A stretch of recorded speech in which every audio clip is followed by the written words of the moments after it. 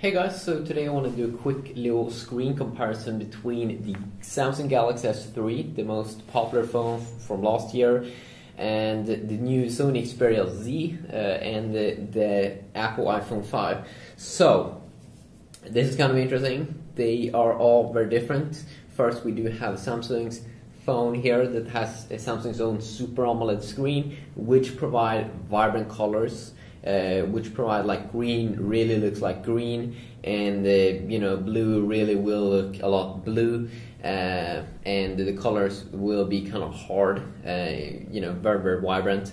The Sony Xperia Z is actually my first full HD smartphone. So the the Samsung Galaxy S3 is having a 720p resolution, while the Sony Xperia Z here is coming with 1080p resolution, so it's a full HD smartphone. It's not the first full HD smartphone though. We have the Droid DNA and some other that launched in the US, but in my region where I live in Sweden, this is the first one that have come out on the market. So it of course has a TFT display, and I'm not sure if TFT means that it's an LCD display, but it's listing that it's a TFT display, of course, with Sony's own mobile Bravia engine that they are calling it, and that it's their mobile Bravia engine 2.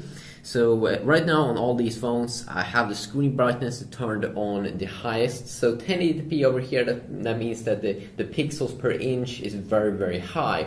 You get 440 pixels per inch PPIs here on the 1080p Xperia Z, which means that especially in reading, like if you have the Kindle app and read a lot, you won't be able to see the pixels on the screen, even though you are very close to the screen.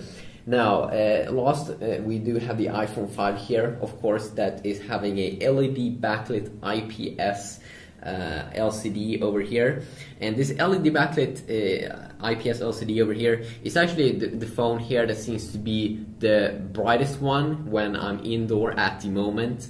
So it's the most brightest, and then second I would say that the Galaxy S3 comes second here, and then at the last spot here we do get the Xperia Z. The Xperia Z might be better outdoor because it has that mobile Bravia engine. I've heard it should be kind of decent over there. In terms of vibrant though, and also just to continue here, you don't get 720p resolution on the display here on the iPhone, but the thing is that it still has a very high PPI because the phone doesn't have that of a big display. It's only 4-inch, so the iPhone has 4-inch, the S3 has 4.8, and then this 1080p smartphone here is 5-inch. So just because it only has a 4-inch display, it can still remain a very high pixels per inch. That is 330 on the iPhone 5, just because it only is 4-inch. So the resolution is 640 x 1136, and it's kind of interesting here which display is better. It all comes down to, I mean, first, as I said there, in brightness, definitely, right now indoor, the iPhone 5 is the winner. But if we talk about vibrant colors, and if you really like that, a lot of very hardcore colors, then definitely the Galaxy S3 is winner at that area. And I really do hope that the Galaxy S4 is going to be unveiled at March the 14th, just a few days from now in New York. I really hope that Samsung has been able to produce this full HD Super AMOLED display, or else they might switch to an LCD panel and use this Solex technology. That also could be kind of interesting. But I would say that if you watch a lot of movies, the Super AMOLED display will be better to show different colors. If you do a lot of Kindle reading, or if you used to especially also when you're doing browser, especially the color white looks amazing on LCD displays, and also I'm pretty sure TFT displays, even though I haven't tried out the Xperia Z that much. But for whites and browsing, the iPhone 5 is amazing at displaying white. The AMOLED screen here, in my personal opinion, is not as good, and something that Samsung is having a big problem with, that I've noticed and discovered, is that when you are outdoor, it's very hard to see the screen when it's bright outside. So that will be an experiment here with the Xperia Z, how good I will see it outside. Now, also one thing about the viewing angles. I can definitely say that the iPhone with the LED backlit display here also, it probably has the best viewing angles here, but the Galaxy S3 I would say comes very close to you know, all amazing viewing angles as well. Now the viewing angles on the Xperia Z is horrible.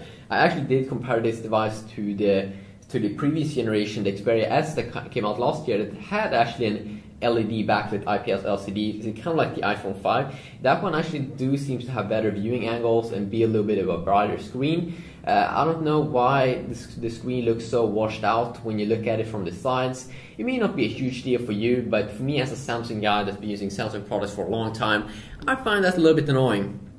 But of course I will experiment more with the Mobile Bravia engine on the Xperia Z, but I'm kind of disappointed a little bit there. I really like that it's the full 1080p you know, smartphone here, but then you know, we will get the S4, we will get HTC's flagship device as well that will have 1080p displays, and then I will do some hardcore comparisons. But definitely the PPI here, that you get 100 more PPI. Now let's be honest, when you get kind of like over 300 pixels per inch on a display, and if you aren't extremely close, you won't actually see the pixels. So you can actually argue that those 400 PPIs that you do get, you know, that's not really something that you actually do need. But it's a good selling point, of course, for Sony.